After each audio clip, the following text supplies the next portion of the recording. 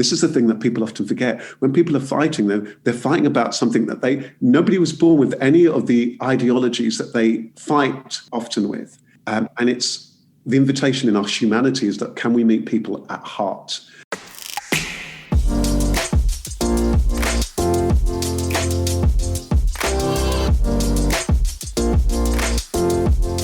Welcome to the follow-up question. I'm your host, Michael Ashford.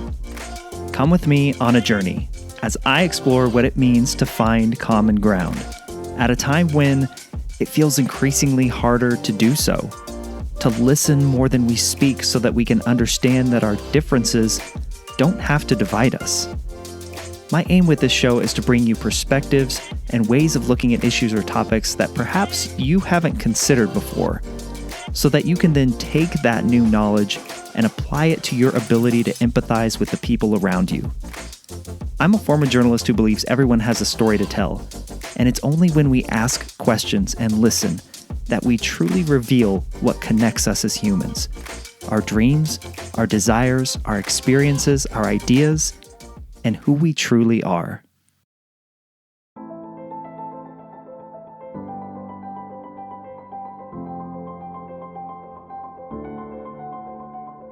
I first came across this week's guest, Rasheed Ogunlaru, from a quote of his, where he said, "The only way to change someone's mind is to connect with them from the heart." And I was reminded of another guest who's been on this show, Dr. Leanne Davey, and a quote from her that says, "The next time you're tempted to dispute someone's facts, save your breath. Instead, get beneath the facts by asking questions to expose what they feel and what they believe. Facts won't solve fights." Both Rasheed and Dr. Davey are saying essentially, let your emotions be your guide. And we're so often told to tamp down our emotions, to put those to the side and be level-headed and be factual in our approach to discerning which direction we want to take our opinion. This conversation this week with Rasheed, who is an author, a speaker, a coach, a singer, a songwriter, covers the deeper intentionality behind trying to change someone's mind. And even within ourselves, this strange conflict between who we are and who we feel we need to be, that pull that then we sometimes project onto others and try to get them to come along with us. Where is the balance? Where is the intentionality? Where is the happy medium in our efforts to show up as our true, authentic selves when we may not feel like that, whether it's at work or whether it's in our relationships, and becoming who we are and working to grow? Why does working on ourselves cause such anxiety? Why does self-reflection cause so much shame? As you'll hear from Rasheed in this interview, to discover our true selves is one of the most magical things that we can do. What has attracted you down this route of talking about people and their lives and their energy and coaching them? What attracted you to this space that you now find yourself in? Mm-hmm. Well, it's interesting. Our backgrounds are slightly similar. I saw your background was in journalism. My very first thing I wanted to be was, as a kid, I wanted to be an author. When I left school, it's like, well, what is like being an author? And I went to work kind of in media. I thought maybe journalism. Anyway, ended up working as a press officer for Stapler magazines that campaigns on consumers' behalf here in the United Kingdom. So the first part of my career was in media, and I used to train people to appear on TV and radio. And then, after that, I became really interested in the stuff that had to do with training. I love the stuff that had to do with people developing long before I really realized it. That was the first bit of the birthplace of the coach. But then I pursued my passion, which was to be a singer and performer. I wanted to be a very successful singer and performer. And then I had time on my hands when I was a singer and performer, like many singers and performers. And I became a volunteer for an organization called Samaritans that support people when they're vulnerable or distressed or feeling suicidal. And then for the last however many years, 18 odd years I've been a coach, speaker. Everything's had to do with people and communication. So again, we share this thing about communicate. Everything's communication. Everything is communication. So it's just been a journey about communicating. But the thing that I've always been interested in people and their own magic. The thing that I've learned is for people to see their own magic and to I have a saying: know your magic, trust your magic, use your magic, and know that you're a manifestation of life's magic. So for me, it's all about that. It's all about connecting, whether it's a song, whether it's a book, whether it's speaking to somebody. It's all about connection, but helping people to see the magic that they already possess right now, not tomorrow, not after they've done some course or read my book. Now, which most people don't see.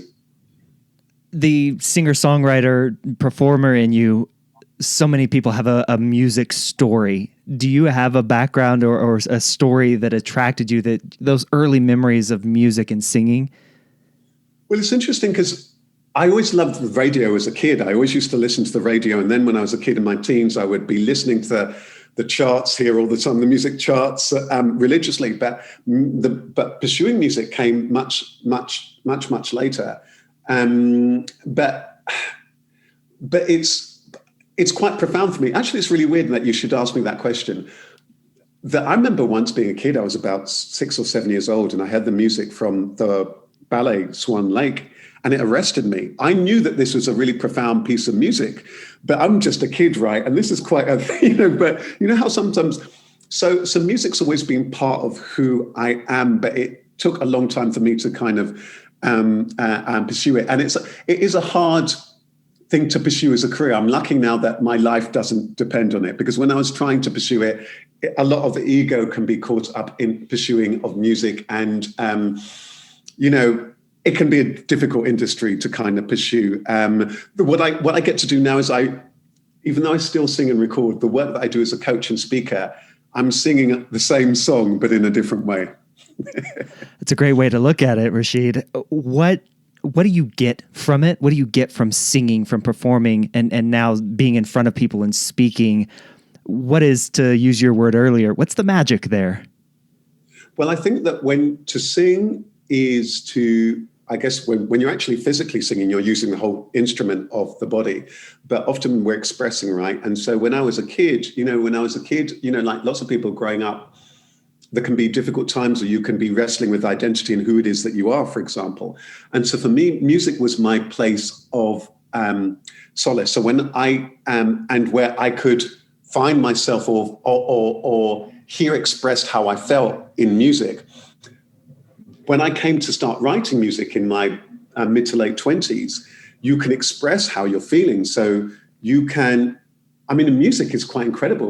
We're lucky. Any artist is lucky. You can, if you're an actor, if you're a singer, you can express some most difficult things that you may not even say to your best friend, but you can put in a piece of music and it's kind of cool. Or people may not even, is that their own story? It's incredibly therapeutic. So you get a great deal from just writing, recording, and from the therapeutic benefit of just expressing it and putting that across. So for me, it's something that needs to be done, just to put out there. It's not so much about how people respond to it. It's just that I have to do it, but for it to be available, that if it resonates with somebody else, that's beautiful. That's a plus. That solace that you talked about needing or requiring and finding it in music as a kid, what for? What was going on? What were you trying to find and perhaps struggle with as a kid? Yeah, I just felt that I was different from everybody else in lots of different ways, and I didn't, and that was really, really hard. That was very, very difficult in my teens. It was really difficult, and I didn't have the confidence that I had now. I didn't know how to express that, and I think for anybody who feels different to anybody else because of how they look, because of their background, their color, their gender, their sexuality, their faith, whatever it is, it can be very, very, very, very difficult to deal with that. I think as we become older, we become far more skillful about dealing with that. So music just became my solace and my place, but probably so did writing, because I used to write books and stories. So communicating, writing or singing, it was my place where I could express and I can kind of be. And it's kind of really funny now that in a way that, as a speaker and trainer, I'm in the world and it's quite funny. Maybe it's been my therapy that I can now do lots of those things quite easily, but I needed it. I needed it. It was the one place that I could be it if I was lost in a book or lost in music. That was my home. That was my world. The struggle there to, I guess, not really understand who you were. Where did that come born out of? I'm trying to dig a little bit here, and so forgive me if I am. But I think that it's lots of things. I suspect that for me personally, it was my sexuality was the challenge, because I felt as though I was different but I always felt like different to everybody else. I always felt like an outsider looking in. And strangely, some of that was great. Because I always felt that I had perspective. When I was growing up, my brothers were always often fighting. And I was like, why are they fighting? I always had, so sometimes, in a strange kind of way, being an outsider also became quite valuable, probably in terms of writing things, connecting things. So it's a funny double-edged sword. And I have a saying now, which is beware trying to iron out the quirks, the insecurities, the so-called faults and so on, because those are the things that will help you understand and empathize with everybody else. But I suspect that, like lots of other people, I was probably also just trying to find my way, my own song, my own thingy.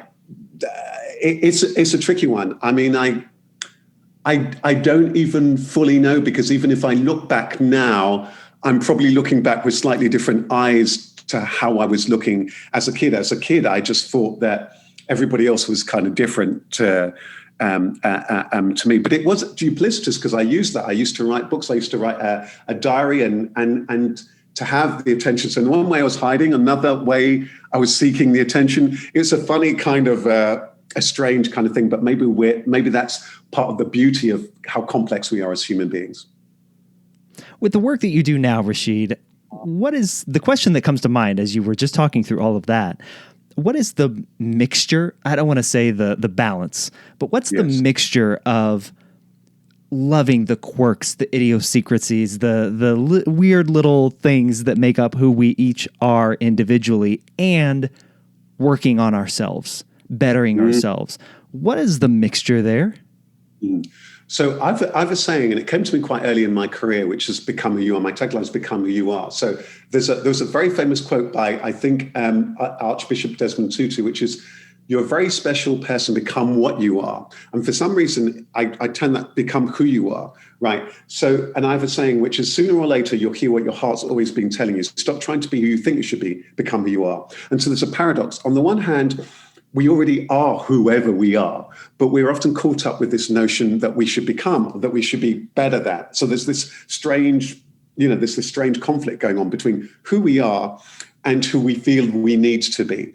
For me as a coach, my work is all about helping people see the magic that's already there. For me, my own approach that came clear to me very early on the coaching journey is that so much coaching and personal development is about, you can achieve this, you can be that, you can be that. And I realized that I feel that can be slightly insulting to people, because you might have no idea who that person already is, right? Because you're saying they could be more, but that person may not have already. It's a bit like when we rush out to the shops without looking at what's in the fridge or what's in the cupboard. We often overlook the magic that's already there. So for me, my thing is always that inner fulfillment first. The notion is that success leads us to fulfillment. I say no, the fulfillment, the embracing of who we are helps us to achieve success. And, one other thing, Michael, that's for me is I remember that when I started coaching early on, people would come to see me at my home, my studio. I used to live downstairs from where I live now. Lots of people would come in and see me, including household names, successful people would come to see me, right? And pretty much whether they were rich, well-known, somebody who's just trying to find their way in their career, they would all have a variation of the same story, which is either I'm not good enough or I could be better. It's the same variation of the same story if you think about it. I'm either not good enough or I could be better. After a while, Michael, something interesting happened. All I could see was this magical person who sat opposite me. And that's what I've discovered my whole life, that people often don't see that magic. So I'm able to see what's there because I don't completely believe the narrative that somebody believes about them. Here in the UK, there's this saying, The truth, the whole truth, nothing but the truth. I think it's the same in the States, right? There's that saying, the truth, the whole truth.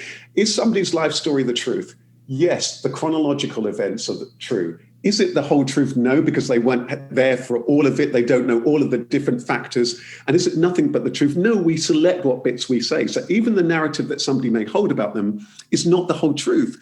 So sometimes people, the story that they're holding about themselves is often not true. When somebody can really show up sometimes and see your magic, see who you are, then magic is really, really possible, because then sometimes we see ourselves for the first time, right? So that's what my work is. So whether I'm training, whether I'm writing a book, whether it is that I'm coaching, it's always the same thing. My work is all the same thing. I'm only ever saying one thing.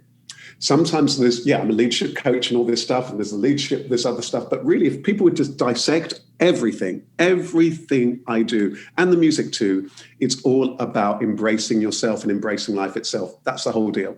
That's all there is to it. What are some of the blockers that prevent us from seeing that truth about us? Mm-hmm. Well, it happens pretty early on, because first of all, when we're born, the people say, oh, the baby's beautiful, they're perfect. And then by the age of 2 or 3, they don't walk as fast as their brother, their sister, they don't talk as they're good at this, they could do better. So then the narrative from that point on is could do better or not good enough. That is the narrative that pretty much everybody has. And it's absurd. And so that is the biggest blocker, that I have to be something other than I am. I have to be something better, bigger, bolder, brighter, shorter, slimmer, fatter, taller, lighter, darker, richer. Nonsense. So those are the blockers, that it's what I would call that basket full of ideas. So I was saying that somebody once said to me, Michael, they said that what I said was very thought-provoking. And I came up with this quote which said, I have no interest in thoughts. I'd rather go down as someone who's thought-disposing than thought-provoking. Who needs more thoughts? I'd rather go down as somebody who's thought-disposing than thought-provoking, for sure. What does that mean? It means that, so much of the ideas that people have about who they are, who they should be, are just that. All of these things that they're fed, and that they then consume, and that they pick up, and so on, about who it is that they are. And so often we get lost in that fog of thoughts about who I am, how I need to be, that narrative of that, not this is going to happen, this has never happened, why me, it's happening to me. And it's a bit like, I'm not the first person to say that. We often see that life is something that's happening to us, but it's actually something that's happening kind of through us. And so often we get kind of caught up in that I need to be this, and this narrative, this constant narrative, or this constant to-do list of what we think that life is. Life is something which is before, between, and beyond what we think. So what somebody thinks of themselves, I have a saying, which is, people often get so worried about what other people think about them. There's that one, which can happen, what people think, or what we think other people think.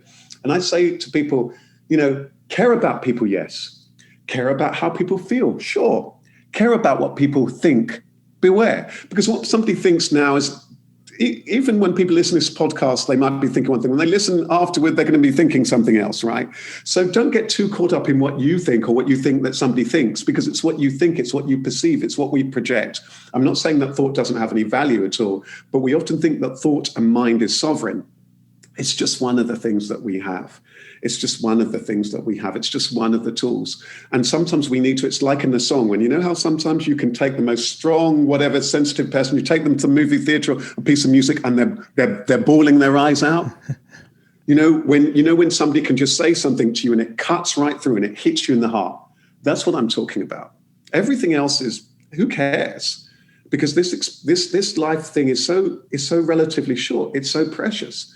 A bit like during COVID when we've recorded this, that some people have asked themselves, hang on, what of all this stuff that I'm doing? What of all this stuff I'm caught up with? What are my feelings? What of this stuff is really, really important? And suddenly realize it's quality of the relationships. It's about showing up, doing your best, being as kind as you can to each other, experiencing. That's it. So that's really what I've learned from this experience of life. It's just what I've learned by showing up and listening to the song of life, really.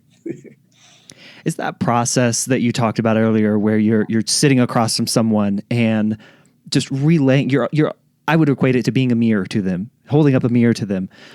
Is that process anxiety inducing for some people to have that being projected back to them? Good question. I remember once I was talking to my best friend, and he, who I was on this kind of, if you like, soul kind of journey with, and he said to me once, he said, Rasheed, sometimes you can be sat opposite somebody and kind of know what they're thinking. And at the time I thought, this sounds whoa, way out there.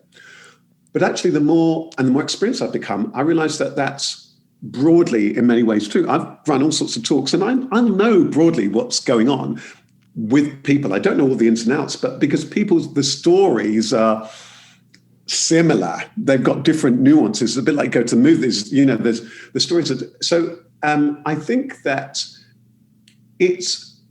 sometimes to answer that question kind of directly, when people often come to me, they're either ready to be who they are, or the pain of is too much, so that they're wanting to just be. I must not collude in the story that they're not good enough. And that does require a little, that took time to build up the muscle of that, because when I first started coaching, I was just a traditional coach. But now I also do play back to people what I see or what I perceive. I'll say to them, this is what I'm hearing, this is what I'm sensing from you, or this is what I see. And then they can either take that or not. But very often, it's like I often say, it's the moment when you go off script that you're often on track. It's often the moment when somebody improvises. It's like great singers. Sometimes you can hear this moment whereby they're just kind of going, it's like if you hear a great gospel singer when they're going for whoa, and then or a jazz improvisation when they're going somewhere else. So, you watch a rock guitar and a rock solo, and then and you play guitar too, right? And they're off somewhere. Where is that place where they've gone off to? Now there's a question. Everything you've said reminds me of something that I've found myself saying a lot these days with all of the societal upheaval that we've experienced over the last year and a half. And that is, your opinion cannot change or discount someone else's lived experience. When you hear me say that, what does that mean to you? Yeah, it means that each person is a sovereign person in their own life. I have a saying that I say sometimes to people that the relationship that you should have with yourself is ally, ambassador, best friend, beloved. Mm-hmm. And so what you're saying there that it invites us to do is to realize that actually whatever I think of somebody else, who cares? That person is sovereign in their own life. It's that kind of thing. It's like that realization, that thing that every parent knows, that at some point the child is their own person. They're going to go out into the world. And there's that, and it's funny and it can be difficult for us that must be an extraordinary, I'm not a parent, but it must be an extraordinary thing, that realization. Yes. That realization that they're their own. And it's that, and it's a bit like, and what that takes us to is also that place of love. In life, because ultimately I was saying that everything boils down to love and compassion or its absence. When it comes to us interacting with other people, the invitation is for us to be present and enable them to be who it is that they fully are. And often that's very difficult when we have a investment in them, parent, partner, this boss, what have you. But if we realize that person is their own unique person, and if we are trying to help them, be it that we're a coach, trainer, friend, whatever, and I might seem as I'm going off into all sorts of different directions, but all these places, they relate, because it's about ultimately life is, it's in relationship. Life, we experience it in relationship to others. And it's really important to realize that other person is a unique, magical human being. And they are, whether they're a baby that's just been born, whether it's somebody who's just, they've got dementia, they're in their 80s, 90s or whatever, they are their own unique human being. And it's about how do we honor that? And if we did honor that, we wouldn't be battling ourselves or others the degree to which we are. Take the last year. Take the year that we've had, be it here in the UK or there in the States. It's ridiculous, because especially if I forget what people's politics are. If people who are genuinely friends or partners and so on are battling themselves based on ideology that nobody was born with. This is the thing that people often forget. When people are fighting, they're fighting about something that nobody was born with any of the ideologies that they fight often with. And it's the invitation in our humanity is that can we meet people at heart? So I know I've kind of rambled, but I'm loving it because you're inviting me to riff and to just sing my song and to so I'm loving it. I'm loving it. Same here, which reminds me of how I came to connect with you, Rasheed, which is a quote that I actually posted on my social media from you, which is, the only way to change someone's mind is to connect with them from the heart. The question that I want to ask in that is, how do we go in with, I'll say, correct intentions in connecting with someone to change their mind? Is there a way to go into a conversation where you're trying to change someone's mind intentionally and have it be from a place of kindness? Yeah, this is a good question. And my quote, there's almost like a paradox in that quote, in which, why am I trying to change somebody's mind? Mm-hmm. Why am I trying to change their mind? But very often we're trying to persuade, isn't it? Or we're trying to, the only way that we can really, truly, truly, truly, deeply, really connect and transform is through the heart, because otherwise you'll see it, people just become entrenched. We've seen that, so much of that over the last year. So I think that your word about the intention is the key thing here, is that what is my intent? And just to ask myself, well, what is my intention here? Is my intention to prove that I'm right, or is my intention to help that person to be who they are, or for us to hopefully resolve? So for that intention question, to constantly ask ourselves that. And sometimes it will only be after the event. Sometimes, things have pushed your buttons and you found yourself in an argument with your boss, with your partner, with whoever. Those things happen. But then if we ask ourselves afterward, then hang on a minute, what was that about? Then we can then show up more and more often from heart. I have a saying that sometimes there's lots, as you can gather, sometimes all the tools and the techniques will fail. Then at last, use your heart.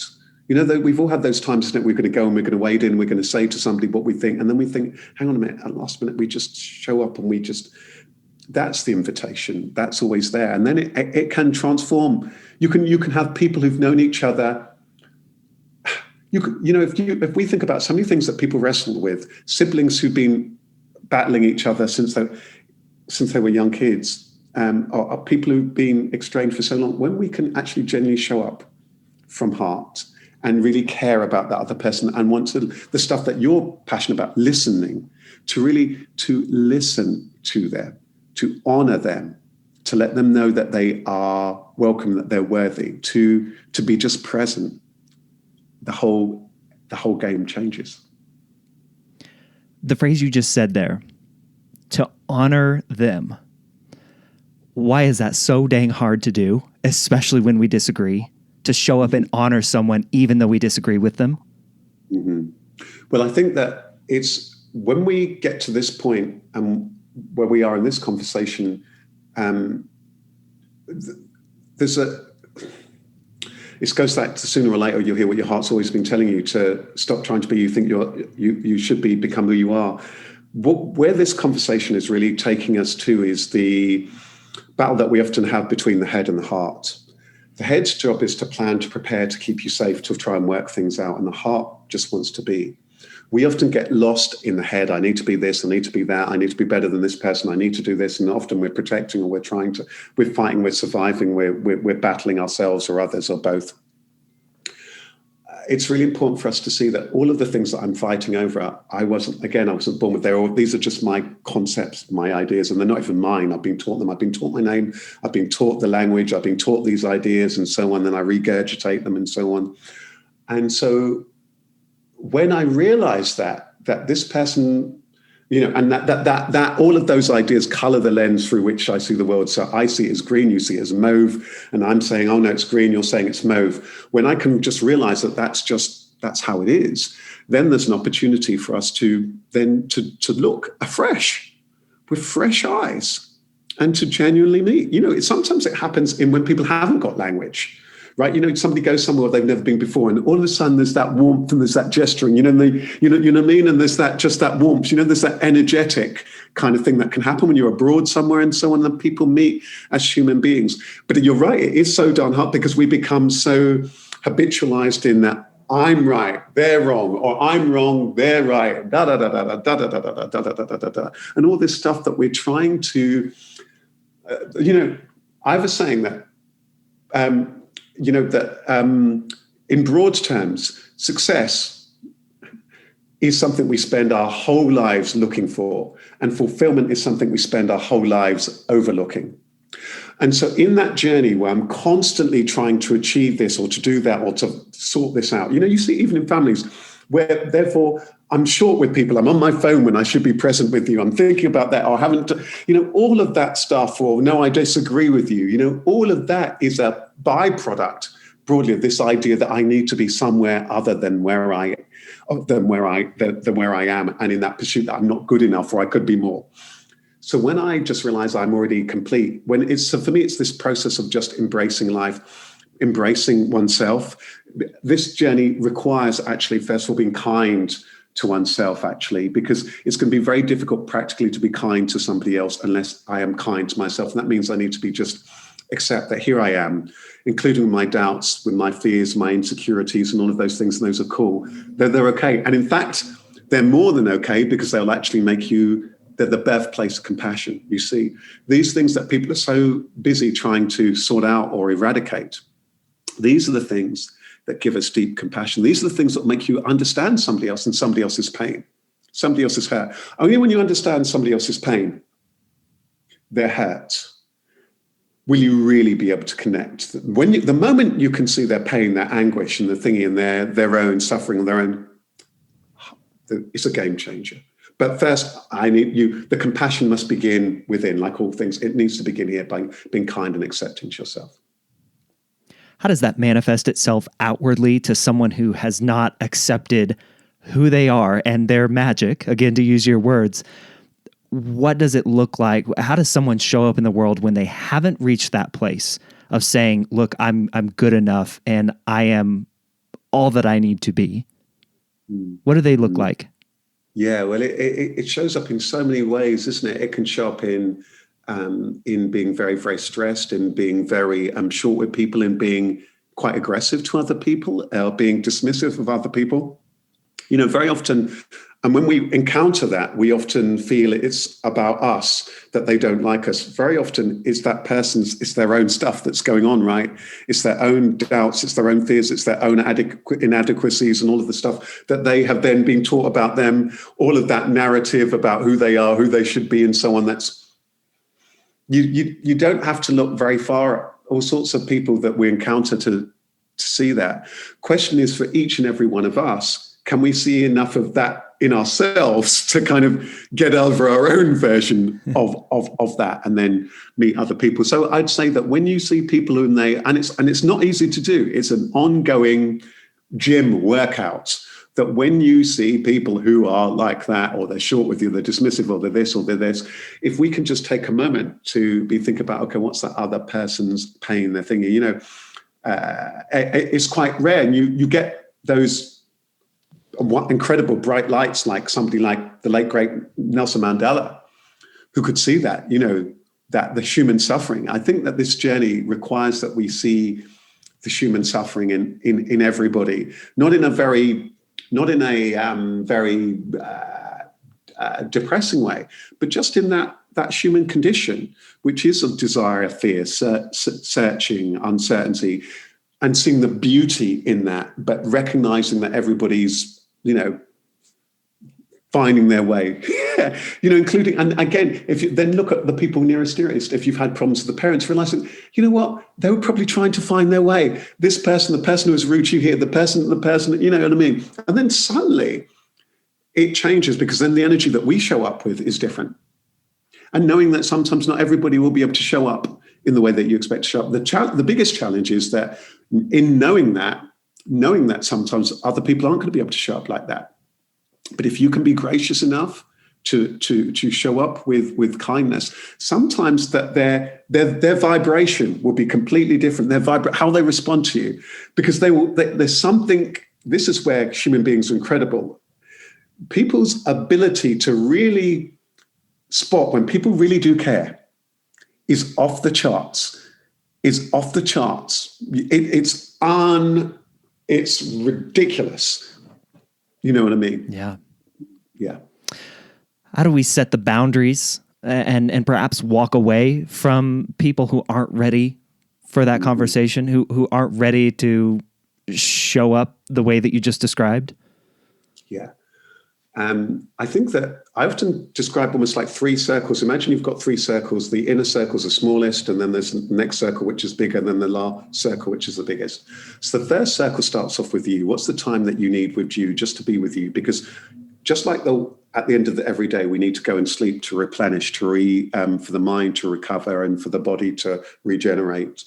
You need that time, that inner time, whether it's that time for you, meditation, prayer, nature, ironing, washing up, whatever it is, reading, whatever it is that does that for you, or just being still, that time that you need for you, because that will be that bit where you can nourish yourself.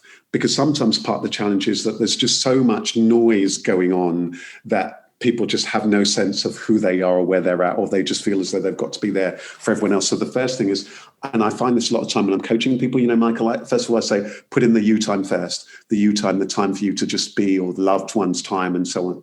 The next thing, that brings us to the next thing, which is then the inner circle, which is the next big circle. This is crucial.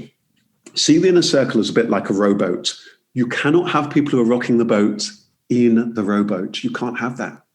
You can't have that. So sometimes we're on this self-thingy journey.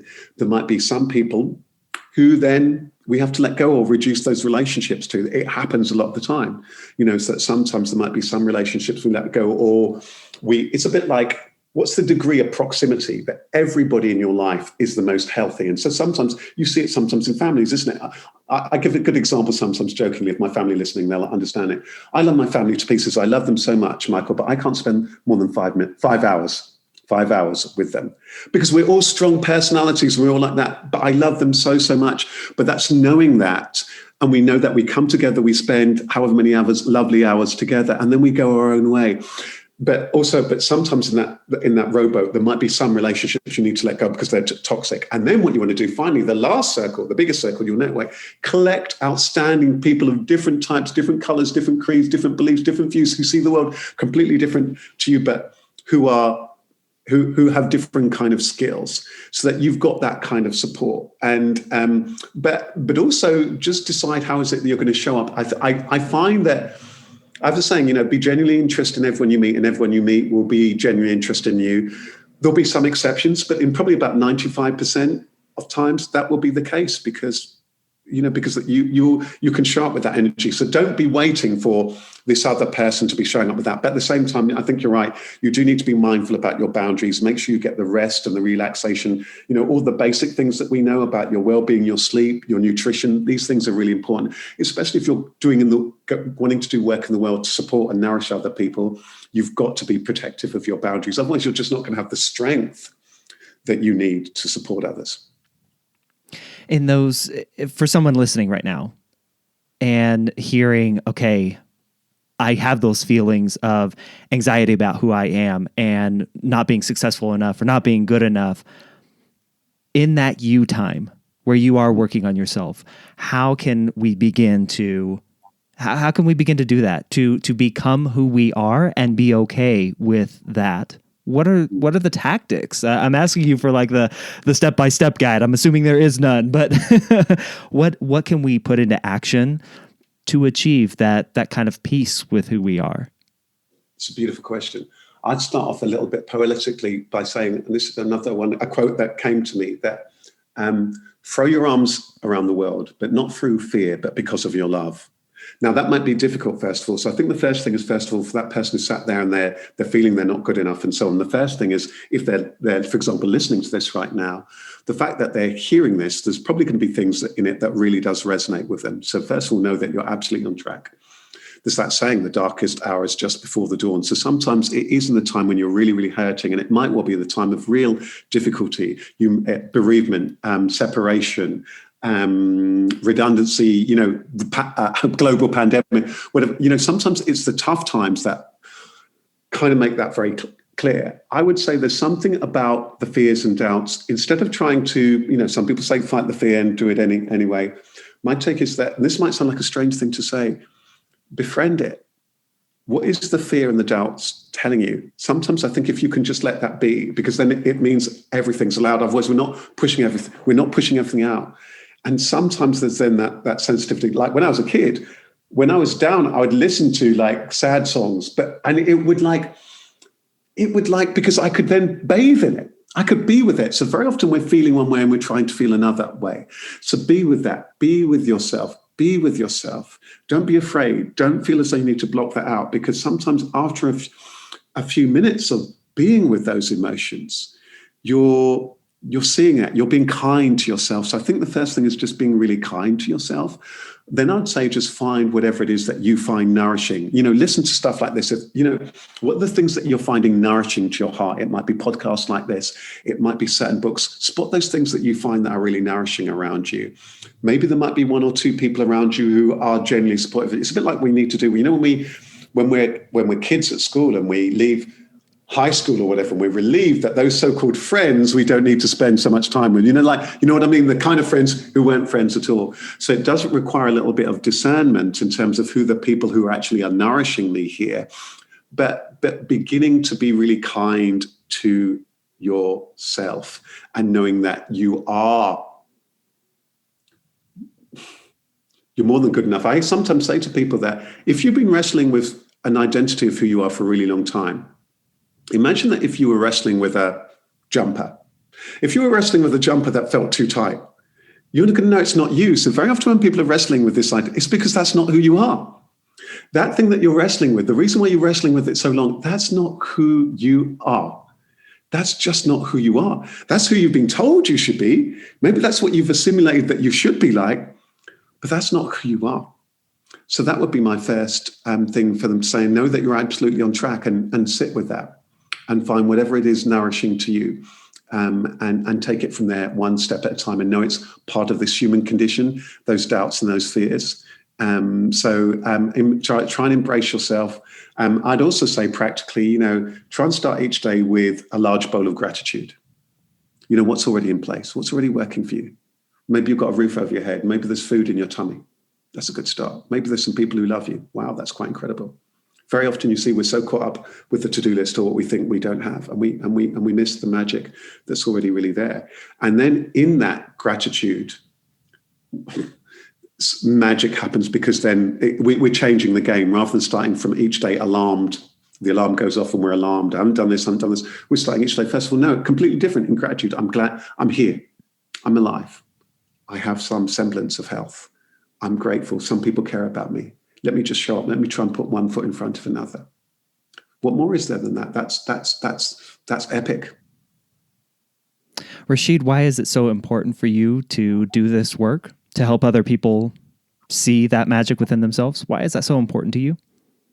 It's a good question. I mean, on the one hand, I can look at my life and say that all the different things that I've done, I decided to do, wanted to be an author, wanted to work in journalism, wanted to do things around media, wanted to be a singer performer, wanted to be a coach and so on.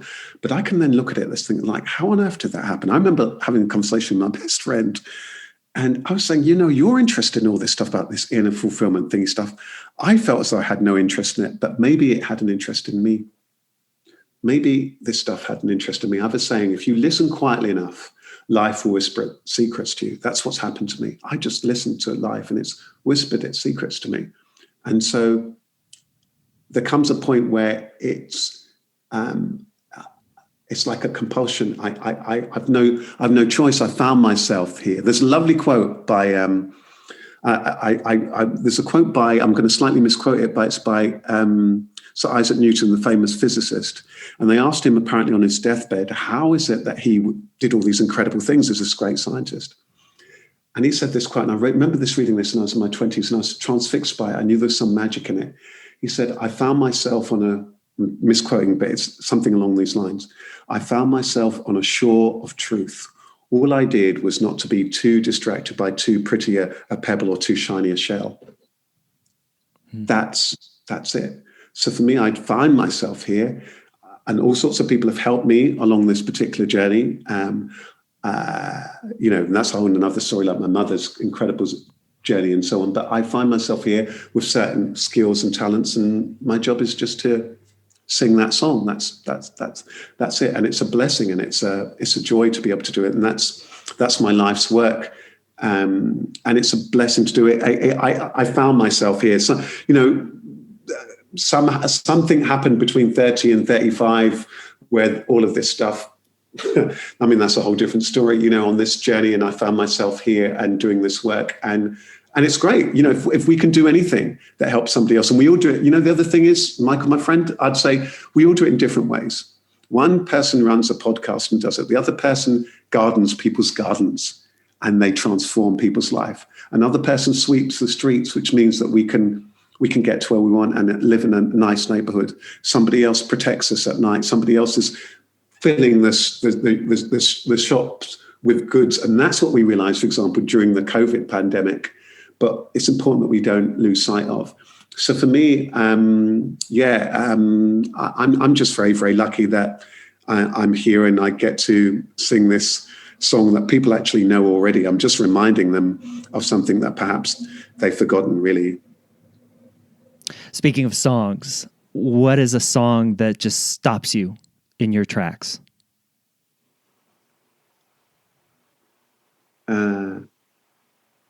Maybe something like Bridge Over Troubled Waters is a beautiful song. When you're weary, feeling low, when tears are in your eyes, that's incredible. There's so many, but there's something the Paul McCartney, the Beatles song, Let It Be, which came to me in a dream when I find myself in times of trouble. Mother Mary's mother came to me speaking words of wisdom, let it be. How incredible is that? Can I say a quick story around that? I was asleep once, and it's only one of the only times it happened. I was asleep. And this, in my dream, Stevie Wonder, the singer, was singing this song. And the lyric went, years are going to crawl and then fly by. The first and last they'll do for you is cry. It's up to you what you'll do meanwhile. Let's live before we die. I woke up, and he was singing this song in his incredible elastic voice. I woke up, and this song was going through my head. I was like, oh my goodness, what's this Stevie Wonder song? Went through all the Stevie Wonder songs I knew, and it wasn't any of them. This song had come through completely, and I'm sure, if he's listening to this song, it's on my YouTube channel for people to search for it, Live Before We Die. This song came in a dream to me, the whole thing. So I woke up and I just put it into my voice recorder, and later on we recorded it. I'm not even sure why I'm saying that, but so again, if you listen quietly enough, life will whisper its secrets to you. And that lyric was pretty profound. I had nothing to do with it. I just showed up, and many of us who are creative know that, right? So that's the other thing I'm saying here. Many people are creative know it. 1 minute you nothing's there. The next minute this chord will strike you, right? And so I'm just saying for us to trust that a little bit more, that intuition, that inner tuition, that inner voice. We're just so caught up. Listen to your body, not everybody, is all I'm saying. The inner tuition. Listen, life will teach you everything you need to know. Life is teaching us lessons every minute of the day. Question is, are we listening? Are we paying attention? That's all that I've learned. That's all I've learned. I've just learned to listen to what life is saying. It's all there. It's all there. It's like the farmer. The farmer has to work with the seasons. There's only two choices in life. You can either fight it, you can embrace it. Sometimes we find ourselves fighting for certain periods of time. We arrive kicking and screaming. But there comes a point where the choice is, do I embrace it? Then when I embrace it, you become lived. Life just flows through you, as it has been anyway. We just stop fighting, and we just embracing, and we start singing our song, and encouraging other people to sing theirs, as you're doing in your life's work, and it's a joy to be able to do that. And that's it. I'm sometimes surprised. I'll be honest with you. My friend, that sometimes I go and give talks, especially when I'm giving a talk in a kind of a spiritual space. I'm like, why are these people asking me to come and give this talk? Because I feel as though when I'm talking from this space, it's like giving somebody a glass of water. I've got nothing to say. I'm just pointing people to something that's already there. That's all I'm doing. I'm just pointing something that what's already there, not the thing that they're trying to find, right? That's all I'm doing. That's it. But it's a blessing to be able to do it. It's a joy to be able to do it, and I'm honored to be able to do it. And it's very nourishing also to be able to do it. It's very fulfilling. I don't think I could do anything else personally. Probably not qualified to do anything else. What's a question that you wish you were asked more? Wow, that's a beautiful question. Probably something like, why is this important? You know, there's something around that. Why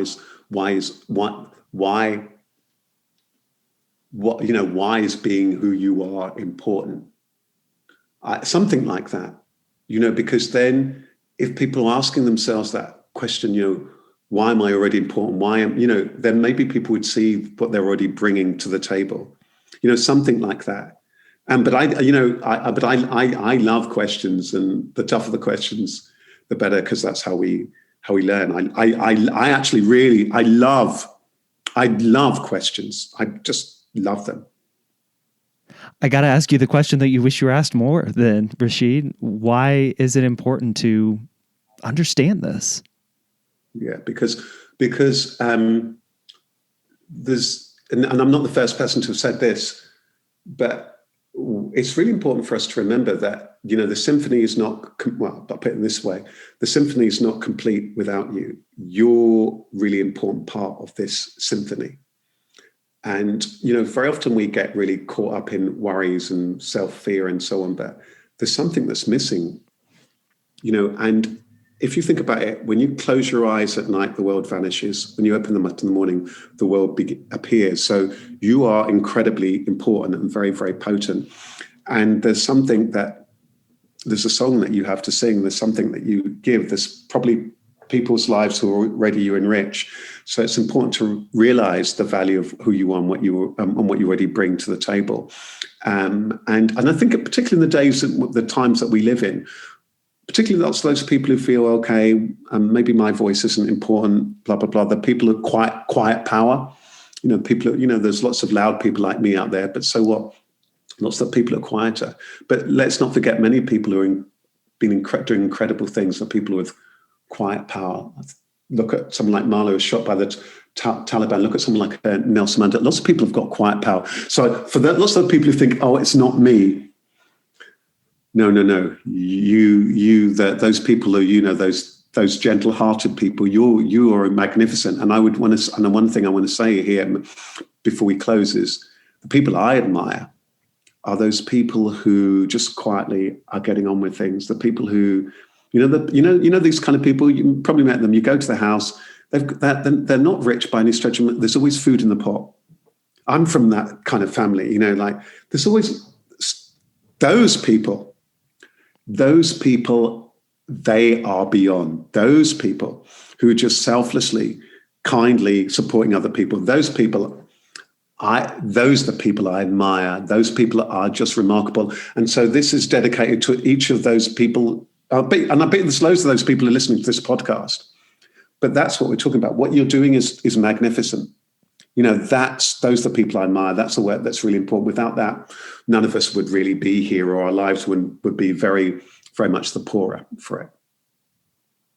Wonderful place to leave it, Rasheed. Where can people connect with you and follow along with your work?